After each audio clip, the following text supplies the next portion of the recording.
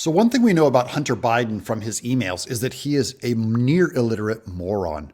So how does he suddenly create amazingly brilliant emails on statecraft? Welcome to Exile. An email from Hunter Biden in 2014 about Ukraine to one of his business partners looked suspiciously like it was taken directly from classified information that the State Department gives members of the Senate when they travel overseas. So the wording of this email is strangely like a state document, and Joe Biden has state documents spread at multiple locations.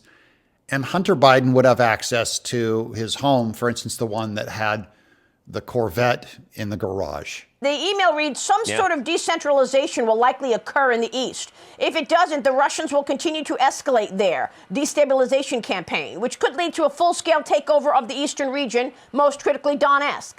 The strategic value is to create a land bridge for Russia to Crimea. So given his other emails talk about collecting Pokemon Go, do you have a Charizard?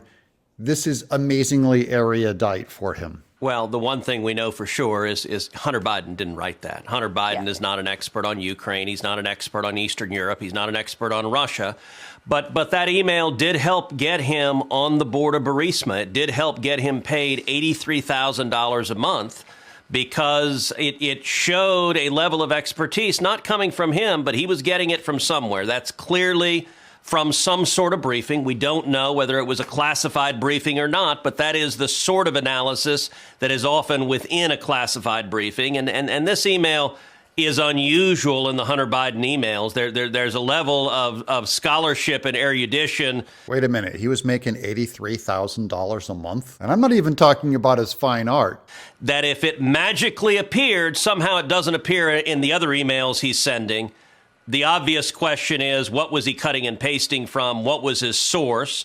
And it raises the natural inference that Hunter Biden had direct access to these classified documents. We do know that Joe Biden, it seems everywhere they search for classified documents for Joe Biden, they find it, whether in his Wilmington home, his Rehoboth Beach home, whether in his garage next to his Corvette, whether in the room next to his garage next to his Corvette, whether in the Penn Biden Center. It seems he leaves classified documents wherever he goes. And we also know that Hunter Biden at times was declared his residence to be those very same places. The question is, who will investigate this? Ted Cruz, they're proposing something on the Foreign Relations Committee that they look into this is all. And this is great news for keeping our government with checks and balances. I'm Doug in Exile.